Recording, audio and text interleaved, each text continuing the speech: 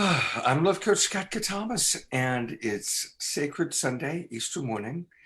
When I was thinking about what I wanted to do today, I thought I would love to do something special with my dear friend Lakshmi DelSesto. Lakshmi and I have done some various creations over the years, not many for a while. She's been on Saturday Night Alive, of course, but she is one of my favorite musical voices on the planet. She's an amazing musical muse. I love her voice. And even within her voice, I love her soul and her spirit. And so we're going to have a beautiful, creative day. Well, I should say morning with you, probably about an hour.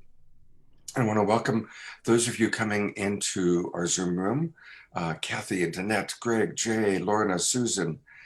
And I want to welcome all of you watching on Facebook. And I also want to acknowledge that the majority of the people that watch this show tend to watch the replay. So even if you're watching the recording, the replay, thank you so much. And we're going to kind of drop in, kind of explore what Easter means to all of us, what Christ consciousness or spring renewal means. But to get us going, I'm going to put the spotlight on my dear friend Lakshmi, and I think she has an offering for us. Good morning, everyone. Happy new arising day. We call it, I guess, in traditional terms, Resurrection Day. I like to think of it as the resurrection of Mother Earth. I think I'm going to do a little combo here of like a little settling and centering and singing.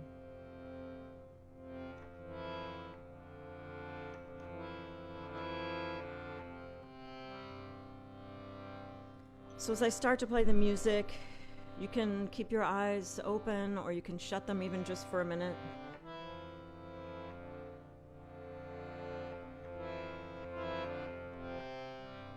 You can let that soft hum of the harmonium start to settle your system. You can let your belly relax. Bring awareness to your belly and see if you're holding. And just let it relax on the exhale. And this is going to allow room for a deeper inhale. So just take a nice deep inhale through your nose. And on the exhale, you can start by making a tone.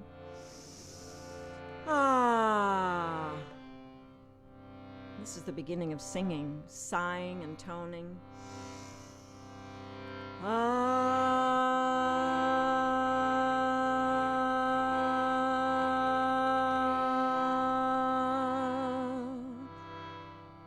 So again, nice deep inhale through your nose and exhaling on a tone.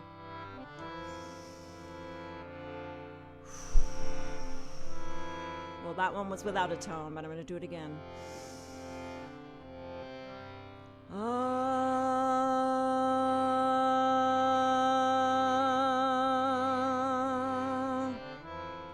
And just one more inhale, imagining that you're breathing all the way down into your hips.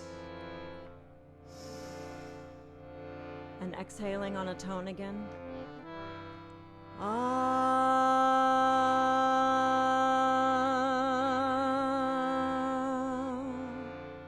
And one more breath all the way down to your hips, your legs, your feet, connecting with the earth beneath you.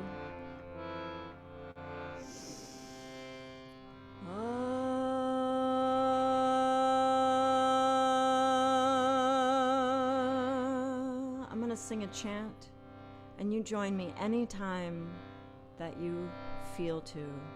Govinda, Govinda, Gopal. Govinda, Govinda, Gopal.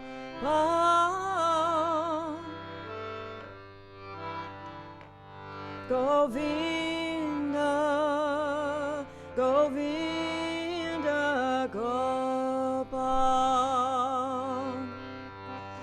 Govinda, Govinda.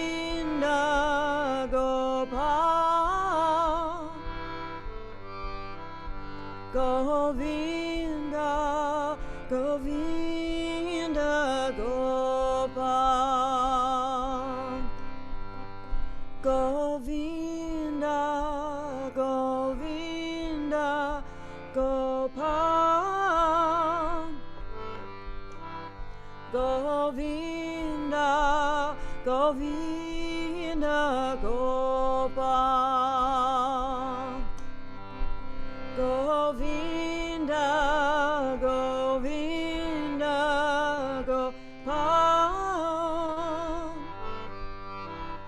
Govinda, Govinda Gopal, Radharama.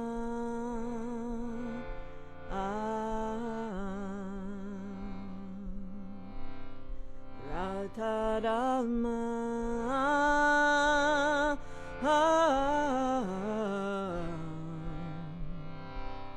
Radharama,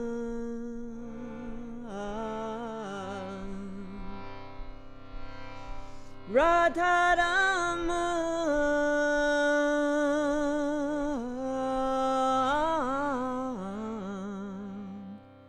Govinda, Govinda Gopal,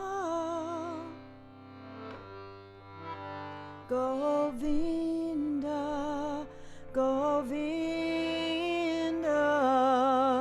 Gopal.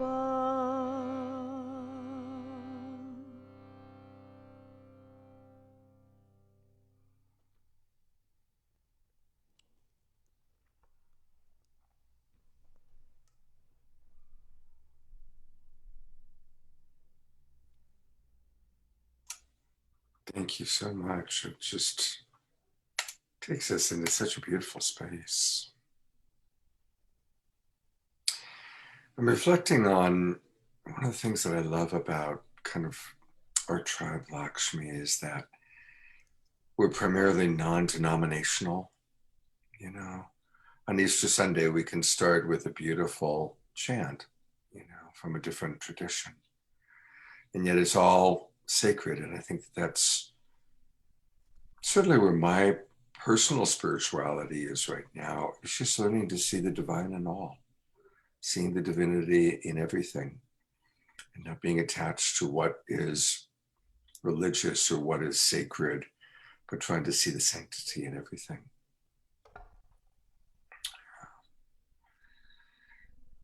So I want to invite all of us to reflect on what resurrection means to you. What does spring renewal mean to you? What does the Christ consciousness rising mean for you, or the second coming of Christ? What does this time mean to people? And since Lakshmi is my special guest, I'm going to ask her first, and then I'll answer. And also really want to invite people to pop it into the chat box. Would love to hear from you, Kathy, Charlotte, Danielle, Deborah, Danette, Greg, and others. Feel free to write in the chat box what this time means to you. But Lakshmi, you talked a little bit about the renewal of the earth. Tell us more.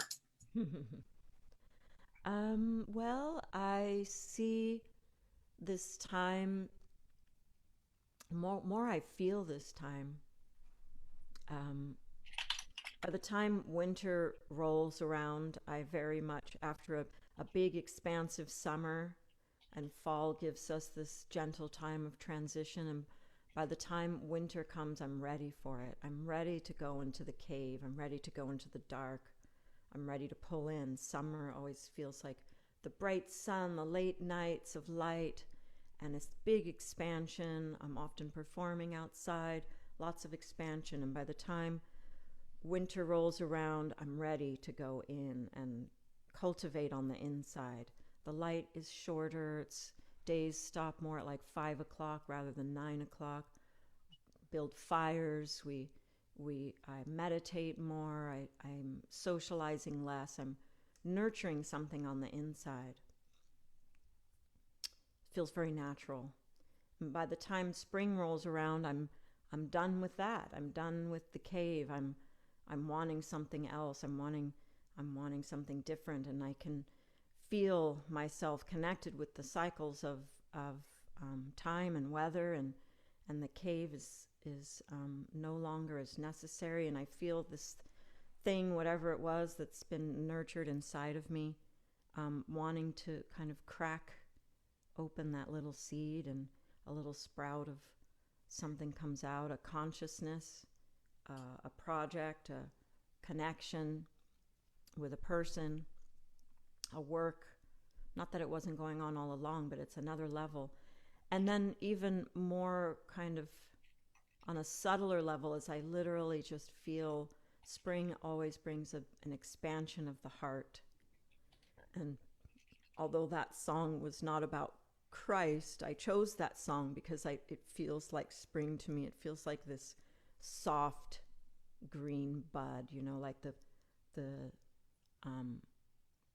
nature that's born at this time, the soft green, the wild flowers that are very delicate. They don't stay long. They birth, they show their glory, and then they're gone. They're kind of fragile and beautiful and light and delicate, and I feel spring is like that. Summer's a little more hardy, and earth is a little more delicate. It's like this delicate, gentle, warm flowering of the heart. And that's kind of the Mother Earth side of it.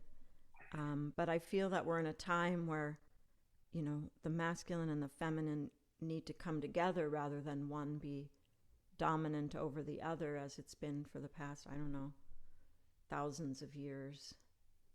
Before Christ there was a matriarchy, and now it's time for the two to come together. So in my body, I feel the cycles of nature, and spring brings this renewal. And in my consciousness, what we talked about, the Christ consciousness, I feel that light in my mind, the light of inspiration, the light of intellect, the light of conscious awareness blooming in my mind. So in my earth, the mother, I feel the cycles moving in my body, and in my consciousness, in my mind, I feel the light of consciousness waking up from a winter dream and beginning to take form. So that's what I want to say. That was beautiful. It's just, I'm reminded of what a wordsmith you are, and just the beautiful pictures you painted with your words. Thank you, Lakshmi. You're welcome. I'll share my thoughts in a moment, but I want to acknowledge that some people in the chat box are writing. Lorna wrote, dropping conditioning and old stories and being born anew. That's rather similar to what Lakshmi was sharing. And Deborah Haviland writes, this time is all about us learning how to be in the frequencies of divine love. And I see resurrection as a time to let ego die even more and let our souls rise, to be reborn again in our true spiritual nature and to live our life on purpose. Deborah was born on Easter Day, so this is a deeply meaningful priority holy day for her. And she loves all the new fresh energy of spring, more sunlight, flowers blooming, birds chirping, new inspirations. Beautiful. I guess I'll focus for a moment on kind of what I see, or not even see, how I experience it.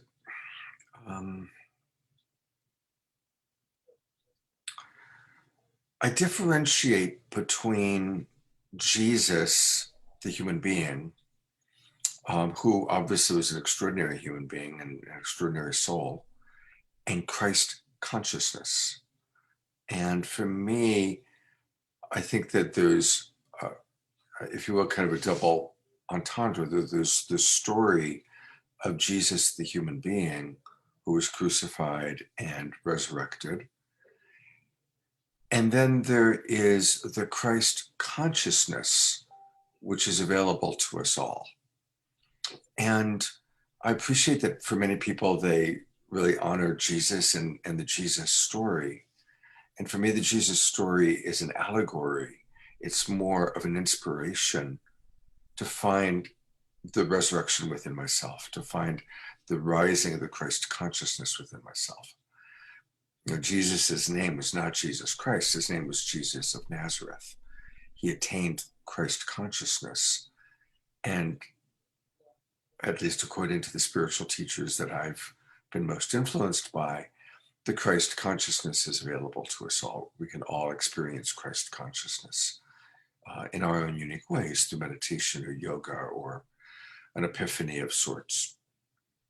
And so I seek to cultivate the Christ consciousness within myself through my own practices.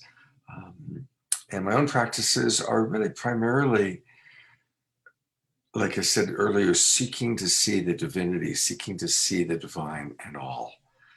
And obviously through compassion, because of the nature of my work, really holding the sacred space of compassion for how challenging it is to be a human being. It's very, very challenging. There's some more wonderful writings which I'm going to share, and then maybe we'll have a little more music from Lakshmi. Charlotte writes, Easter is definitely about renewal and return to the light. But for me, and this is Charlotte that I'm reading for, it's also about the resilience of the human spirit, our ability to heal, to overcome, to rise again. It's about forgiveness, release, redemption, and hope.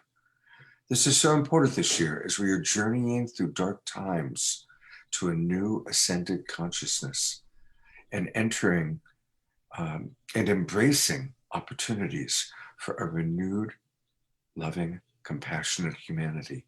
Wow, such beautiful writings and sharings today. Thank you. Suzanne writes, me too, Scott. I feel that was Jesus teaching the rising of Christ consciousness within us and all. I'm going to share just a little bit about Andrew Harvey for a moment, because that kind of came up for me just now. And then, Lakshmi, are you up for another song in a moment? She's nodding her head. Okay, good. One of the wonderful joys of my year has been doing all these online shows, and of course, especially Saturday Night Live, in which I've been able to reconnect with many of my favorite teachers, Marianne Williamson, Reverend Michael Beckwith. But probably the greatest joy has been my relationship with Andrew Harvey. I've read his books and I've been following him for 20 years and just always admired him. But other than at a book signing, I'd never met him, and that was just a quick handshake. But because of Saturday Night Live, we've developed a friendship. And it's really been wonderful. And for any of you who don't know who Andrew is, he's extraordinary. He's written over 40 books. He's an amazing scholar. He speaks multiple languages. And he has really studied many of the sacred texts in their original languages, including doing a really beautiful translation of the Gospel according to Thomas. Now, the Gospel according to Thomas was one of the books that they found in a cave in 1947 that had been stifled by the Christian church when they were choosing what books to put into the Bible, and they kind of rewrote some of them.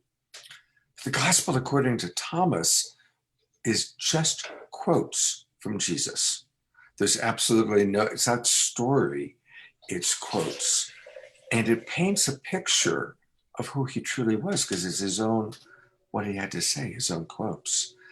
And he's very compassionate, but also very strong and very dynamic. And he's an activist. And Andrew coined, based on that, he was inspired and coined the phrase sacred activism. Sacred activism. And I love that phrase, and I love the vision behind it. And that to me is something right now that when I read what Charlotte wrote, it inspired me to mention that, because we are coming out of a very divisive presidency, a very divisive time, and a lot is up for us as a culture, as a country, to really examine social injustice, racial injustice, economic injustice. This is really up for us right now. And, you know, what happened, the voting laws in Georgia, the trial of the man who murdered George Floyd, it's up for us. And may we all find our sacred activism. And as Andrew so beautifully reminds us, it's not about being against something. It's about being for something. What is it that you're for in your heart? So it's not even being against racism, but it's being for racial equity. So when we are finding our sacred activism, may it be the movement of our heart toward what we long for, the vision that we long for, as opposed to a reaction away from something that we hate, so that we're in a movement of positive love toward what we want, as opposed to a reactive, angry, um, energetic frequency. So there's a reminder for us as we enter spring in this time of new life. And I am excited because I see Lakshmi is reaching for the guitar, and I love Lakshmi guitar and song. So I'm putting the spotlight on you, Lakshmi. Okay. I just wanted to tell a very short story. I met Andrew Harvey about 25 years ago. He was teaching at CIIS, California Institute of Integral Studies, a graduate school. And my friend was enrolled in his class, and his lectures became so popular that the students were unsuppressible, and so the classroom would fill up with all kinds of people, including myself, who was not enrolled in the class. And those of us who were not enrolled, we'd sit on the floor in between the aisles of the seated students and just bask in Andrew Harvey's incredible lyrical wisdom. And it was a real gift to get to be with him in person that way. So this song is another sing-along. And some of you may know it, and if you don't, it's pretty easy to catch along. Please sing along in your living rooms with me.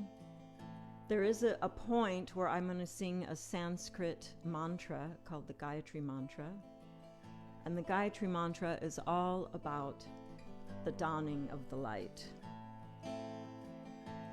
Let the way of the heart, let the way of the heart, let the way of the heart shine through.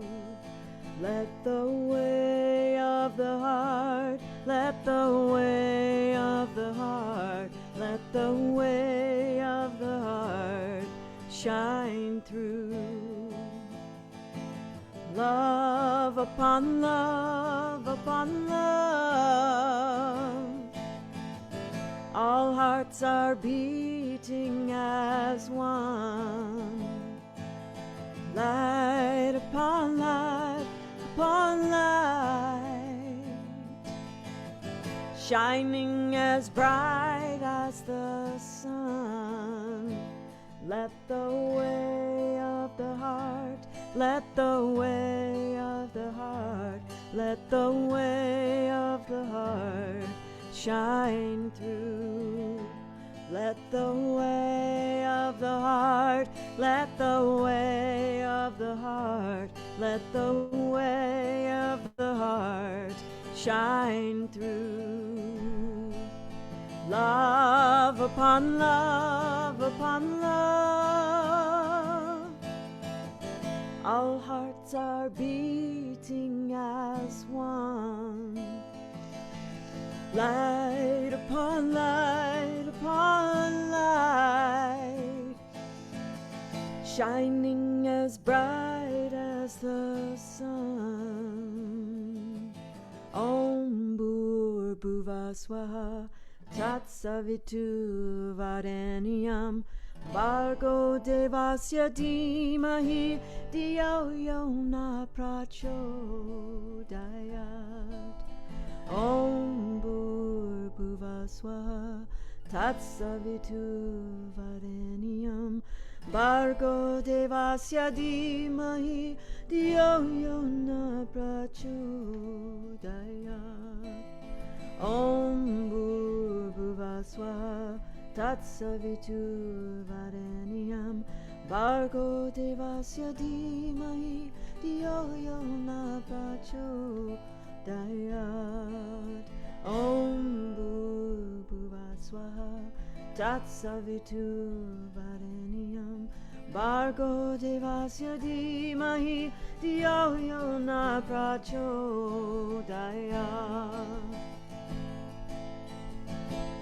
Let the way of the heart, let the way of the heart, let the way of the heart shine through. Let the way of the heart, let the way of the heart, let the way of the heart shine through. Love upon love upon love, all hearts are beating as one. Light upon light upon light, shining as bright as the sun.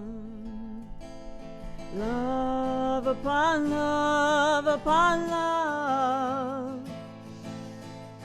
all hearts are beating as one. Light upon light upon light, shining as bright as the sun. Shining as bright as the sun. All disappear into one. All disappear into one. One more time. Let the way of the heart, let the way of the heart, let the way of the heart shine through.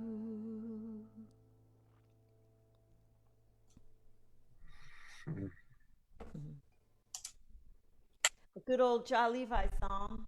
Oh, it was beautiful. I didn't know this Charlie Levi song. I'm not sure if it was originally his, but he certainly made it popular. It might have been. I want to invite all of us as we really reflect on just the simple message of that. What does the way of the heart mean for each of us individually? As you imagine letting the way of the heart shine through you personally for you, each of us watching, because I'm loving what people have been writing. What does that look like? What does that feel like? What does the way of the heart shining through look like or feel like? And please pop it into the chat box, also on Facebook, and I'll share the musings. I think, for me, the way of the heart is really noticing when I'm in judgment. And noticing when I'm judging myself, because that's probably who I judge the most, or judging others, and compassionately forgiving myself in the moment, and then seeing beyond the judgment. That's for me the way of the heart. That's what comes up for me. Lakshmi, anything that comes up for you? What's the way of the heart look like or feel like for you?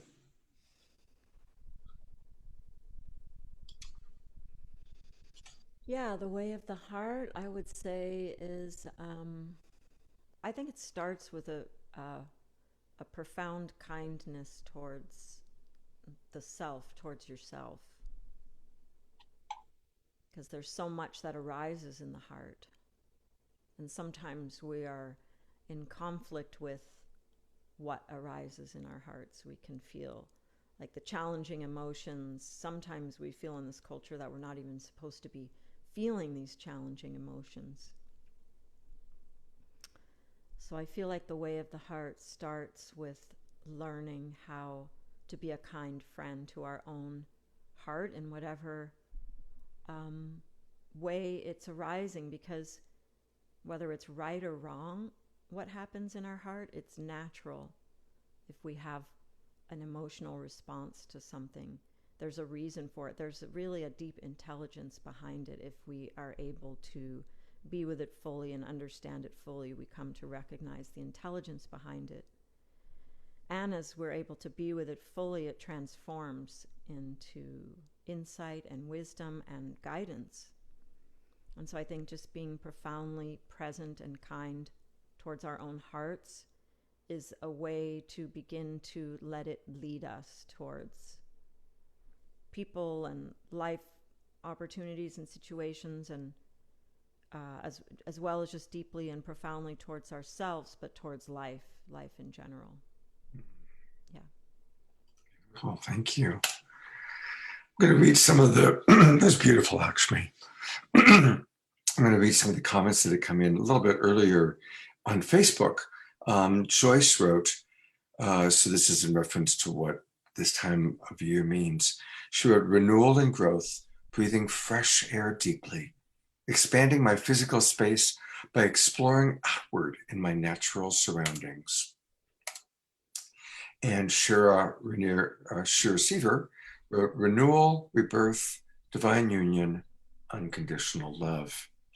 A few comments from our Zoom room here. Leah, who's a longtime friend, writes, I'm enjoying being here today and hearing lovely Lakshmi sing. Isn't it a delight to hear Lakshmi sing? Oh my God, so good. Leah continues, bringing back beautiful river memories, remembering Gail, the river goddess. Beautiful teachings here, enjoying Lakshmi's soothing voice as we share this Sunday together in community and welcoming in the new. Thank you, Leah. Glad you're here. Deborah Haviland, in response to the question of what the way of the heart means, writes, for me, it means living life through our heart wisdom, and in Sufism we say, bow your head below your heart and look through the eye of your heart and listen through the ears of our heart. The way of the heart is a deep walking of daily practices to train ourselves to be the love, mercy, compassion, and empathy, no matter what is going on around us. This takes learning to sustain heart perspective. Beautiful. Thank you, Deborah. Gonna go to gallery view. Get both of us here. You know, I mentioned a little bit before about racial and social and economic justice, and that's really up for me right now.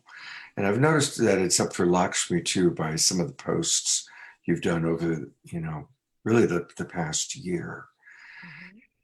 And I think it's important to talk about it because Easter and spiritual time is not just kind of the beauty part, but it's like, okay, what's going on in our world and what can we do to make a difference in our world? And there's the inner spiritual work that we need to do.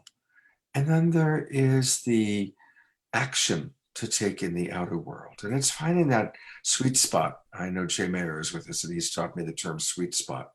So finding that sweet spot between our inner examination, our inner contemplation, our inner reflection, and taking a stand and taking action in the outer world. And Lakshmi, you've always been somebody that has, I know you well enough to know that you have both those sides. You have a very inner self-reflective side, and you also are certainly an activist. Anything you want to share about that? Oh, wow. Yeah, I certainly feel that it's very important to have both. And I think both feed each other very well. And I think it's hard ultimately to have one without the other. I think if we are only and ever doing our spiritual work, it can become sometimes a little narcissistic. And if we're only and ever doing social justice work, it can tilt into a lot of maybe like, wow, I feel I'm not quite sure how to say that right now, but Can it's I put in the words self-righteousness? Would that be sure. That's not what I was going to say, but that sounds like something. Sure, self-righteousness and an aggravation maybe without ground, like Mhm. not that anger and aggravation isn't an absolutely valid response, but without ground, and sometimes that's just not as effective for getting certain things done. And I guess I want to say too that I'm speaking particularly from the white perspective of activism, because I'm not a person of color, so I just can't speak from that perspective.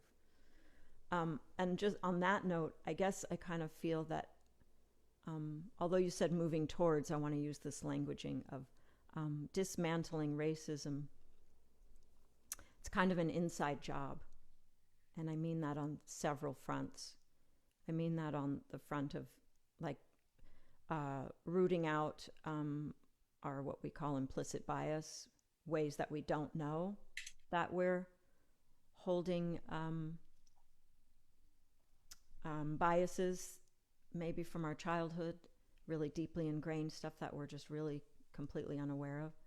But also on the external, that in a white dominant culture, it takes white people in positions of power and systems of power to get into those systems and dismantle biases that exist on a systemic level, because we are the ones that have the greatest amount of access to that at this point, unfortunately. And although that's changing absolutely wildly right now, which is a wonderful thing to see, it just, in studying racism this past year, it's come to my knowledge, past 2 years, I'd say more so, like even in Marin County, just in 20 years ago, if you bought your house 20 years ago, you could look at your title and see that there was something in your title that legally made it impossible for you to sell your home to a person of color. So that's shocking. And so that's what I mean by an inside job. Like, it takes people who are in those offices and those administrations and those departments to change those kinds of laws that are just antiquated and but they're still harmful and painful and legal. So it's breaking down the systems from the inside out and breaking down our own unconscious awarenesses from the inside out. Mm. No, thank you. So one of the things that there was a wonderful article that came out where it was all about the racist languaging that we've gotten used to. And one example is the term master bedroom. All the time we say, oh yeah, this is the master bedroom. Whoa. Master bedroom completely goes back to slavery. That's where, that's where the master's bedroom was. And about a week ago, when the Georgia law was voted in, I was just shocked by the photograph of these white men all around the desk as they're signing the Georgia voting law. And behind them, there's a painting, and it was a painting of a plantation. I mean, that's what's up in the office of the governor as he's signing this bill. It's remarkable, absolutely just remarkable. And shocking to me that after all this time we're still murdering Black people, and police are still murdering Black people. It happened again yesterday or 2 days. Asians and Latinos. I mean, it's yeah, exactly. Yeah, and thank you. Not just Black people. It's just it's extraordinary. All right, I am going to read some of the messages from all of our people that are coming in. I really do thank people for writing. And it's really nice to make this participatory. And we're getting some compliments. Yes, it is a beautiful show. Thank you, Deborah. Charlotte writes, this is going back a little bit about the way of the heart.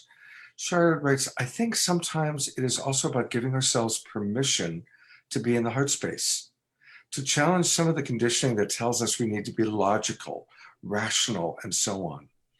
finding love for self, filling up the heart with energy of love, and then letting that radiate outwards to all of creation. Beautiful.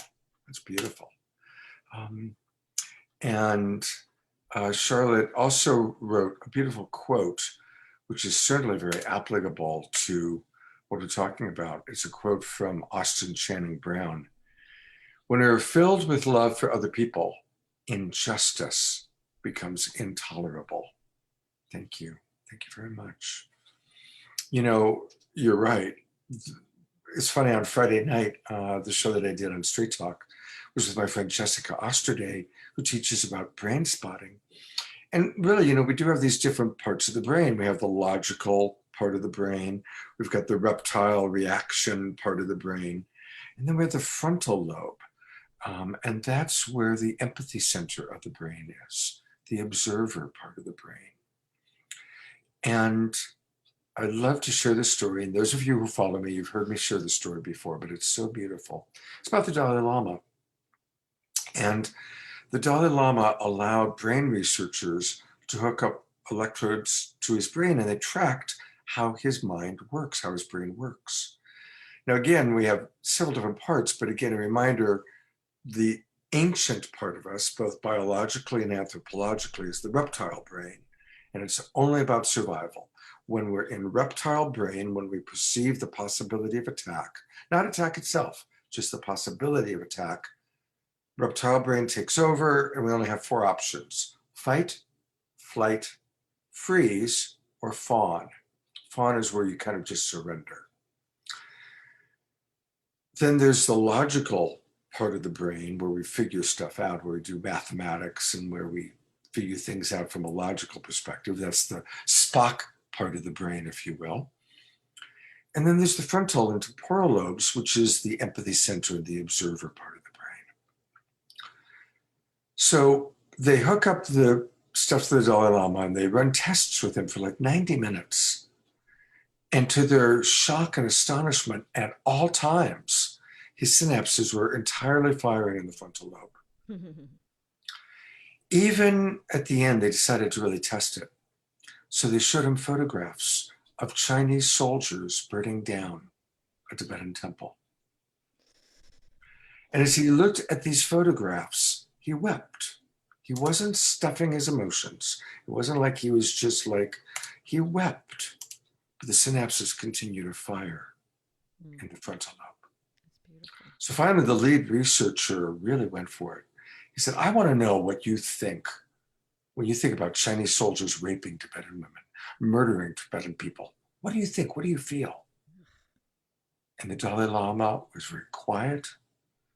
He wept a little bit. It was very quiet for a while, but the synapses continued to fire up here. And then finally he said, it reminds me that I must pray equally for the Chinese as I do for my Tibetan people. This is where we are going. This is the movement of the human species. We're all going to receive experiences, input that triggers us. And we're, the old way is reptile brain reactivity, or then try to logically figure it out. But when we can live in this part of the brain, where we can live, where we can see the big picture, that's why he's angry. That's why she's scared. That's why he did what he did. That's why she's saying what she's saying. We can understand it. We don't have to condone it, but we can understand it. And we can have compassion for ourselves and how that impacts us, and also compassion for the other. That's where we're going. That's the way of the heart. That really is the way of the heart. And the last thing I'll say about this, and then listen to Lakshmi and see what other comments may have come in, is anthropologists and biologists do say that the human species is evolving. We are spending more and more time up here and less time back here. And the studies have shown that each generation further removed from violence and violent trauma the offspring naturally spend more time in the frontal lobe. Whereas those of us who have grew up in trauma or had parents that had trauma, the more trauma there is in the ancestral lineage, the more we're predisposed to be reactive. And so it's important for us to understand that and that movement of the species. I kind of went off on that. And I'm going to turn it back over to Lakshmi for whatever Lakshmi wants to say, sing, or do. Oh gosh, I'm torn between two songs right now, which rarely happens. Well, then we'll have to play both of them today. Oh, I'm not sure about that, but let's see.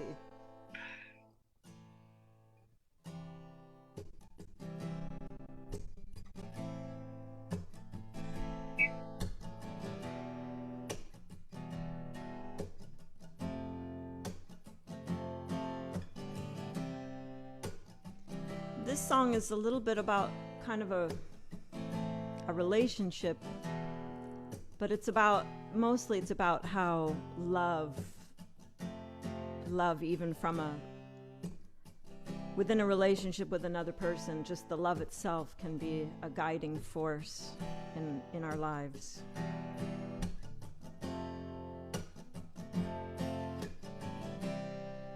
You walk through my door, I feel a sense of perfect contradiction. Never mind what I've been missing.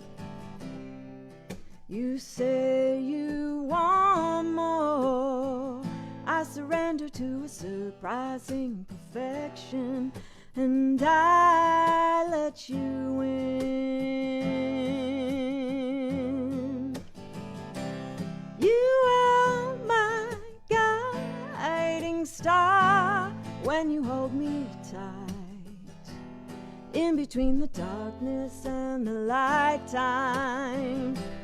You are my guiding star when you love me right, in between the darkness and the light time. Never thought that love could be so easy. Used to hanging on for his next line. Can I jump with you into this love story? Maybe I'm just getting it right this time. Whoa, you are my guiding star when you love me right, in between the darkness and the light time. You are my guiding star when you hold me tight, in between the darkness and the light. Whoa, whoa, whoa, whoa, whoa, whoa, whoa, whoa, whoa.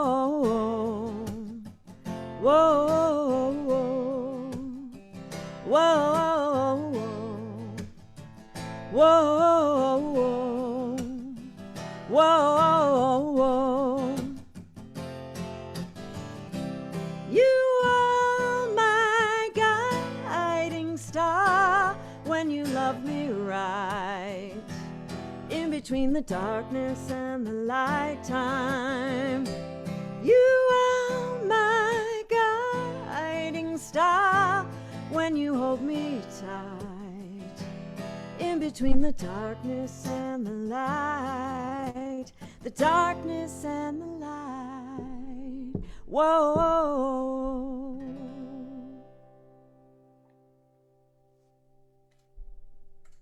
That is a very romantic song. That is really beautiful. That is really beautiful. And Joyce writes, Lakshmi is the perfect guest for this Easter Sunday show. Her voice is so comforting, open, and beautiful. And Susan writes, beautiful, enriching. Thank you, Scott, Lakshmi, and everyone for this offering. Oh, thank you. I want to acknowledge a passage.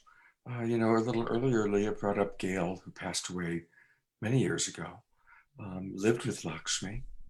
And I don't know if any of you know, but Sandra Hay died last night. Sandra was the co-founder of Earth Dance, and very, very beautiful member of our tribe, died from cancer. It was a quick, she just found out a couple months ago. And a lot of our beloveds were very close to Sandra, of course. So just acknowledging Sandra on her journey back into the light, back into the bigger world. And acknowledging, I'm imagining just about all of us know people that have passed. There's been so many passages, especially, COVID has increased that. And so, yeah, blessings to Sandra and blessings to any of you who have lost loved ones, because I know that's really coming up. I'd actually like to give a little prayer and blessing for my very dear Kirtanwala friend who died very unexpectedly about 2 weeks ago, maybe 3 weeks ago, from a heart attack. Wynn Paris. He was a really profoundly beautiful classical Indian musician and a kirtan leader, and was leading kirtan very, very, very early in the Western kirtan movement. And it's a great loss to the musical community. And he was just a very, very dear, true bhakta, true devotional bhakti soul. So I'm just sending prayers on this Easter. Thank you for bringing that up. I feel important to include him. Yeah, thank you. Also, Martin Masters passed away on April 1st. So again, wanted just to acknowledge that.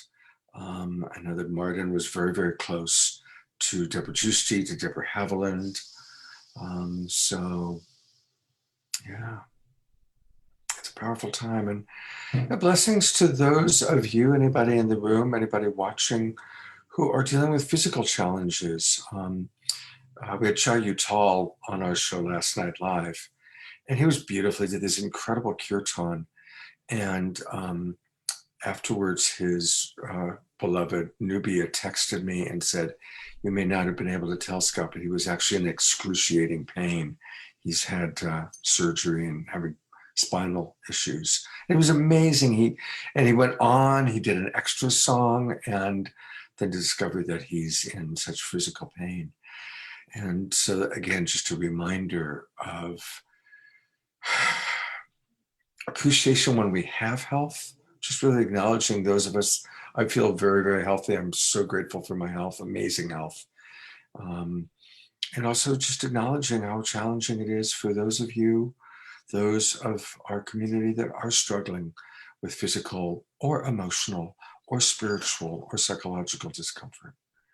I want to acknowledge that too. It's a hard time for a lot of people that have lost their jobs, people that are dealing with whether it's addiction or difficult relationships. I want to acknowledge that too. And also a reminder from Deborah Haviland, Constance Demby passed away last month. Another passage. Well, I think we're just about wrapping up here. Lakshmi, how do people get more Lakshmi? Well, that's a good question. I've had my own strange pandemic year. I don't remember anymore. I mean, for sure, you can private message me and through Facebook, Lakshmi DelSesto, my website, lakshmidevi.net, I think. I'm telling you. Please private message me, and I wanted to let people know that I am offering somatic singing and somatic coaching one-on-one sessions via Zoom right now, and soon to be more in person. Yeah. Beautiful. And if you want to hear more about that, please just reach out to me and I can explain it in more detail. And I would like to offer a short closing sing along when you're ready. Okay, perfect. I want to acknowledge a couple more events, and then that's great that we get to have one more Lakshmi song. I was kind of hoping. Um, so there are two events that are coming up I want to acknowledge. Oh, it looks like, okay, I'm going to actually promote Christy to panelist. Christy came in as Scott Catamas. So Christy Michaels, who may be joining us in a moment online, is doing an amazing, beautiful event tonight. It's the Magdalene Easter Moonrise Zoom celebration. Um, and this is, I believe, the 10th year she's put this on. Of course, it used to always be a live event, but now it's going to be an online event. And Nina Gray, who she met through Saturday Night Live and one of our favorite musicians, is going to be singing. And Kathleen McGowan is a special guest. She's a remarkable author who's written about Mary Magdalene quite a bit. And just wonderful music, dance. Elizabeth Kelly will be there of the Holy Order of Mary Magdalene. So that's tonight at 7 p.m. And you can RSVP online by going to the Gospel of Mary Magdalene.info. Gospel of Mary Magdalene.info. And that's going to be pretty special.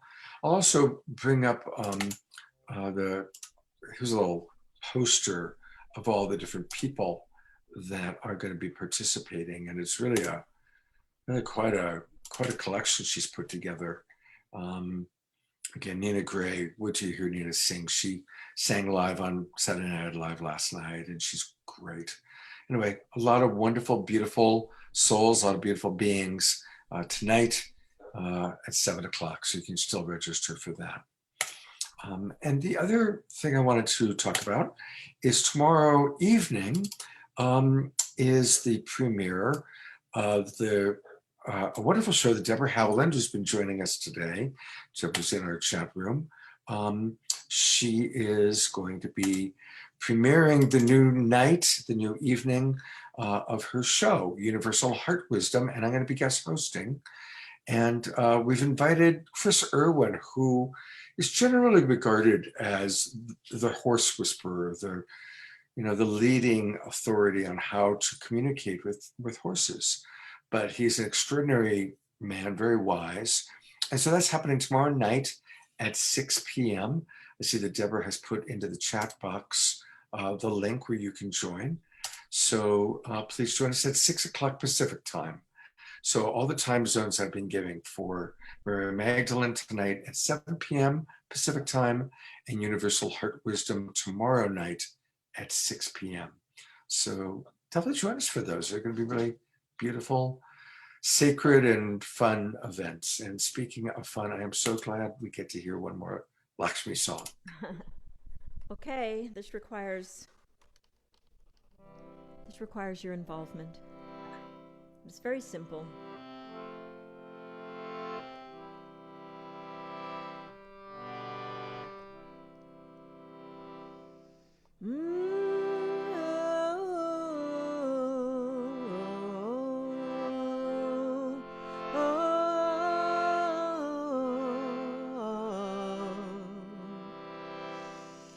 When I rise, let me rise like a bird with no regrets, joyfully.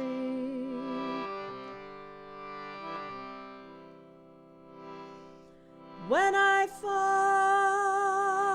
let me fall like a leaf with no regrets, joyfully.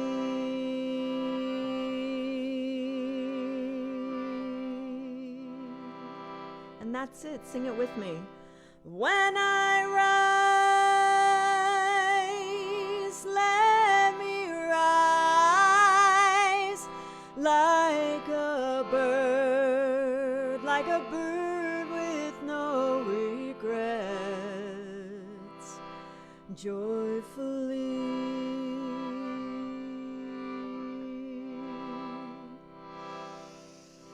When I fall, let me fall like a leaf with no regrets, joyfully.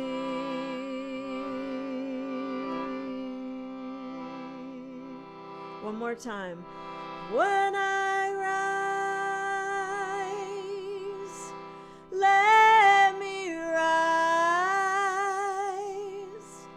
like a bird with no regrets, joyfully.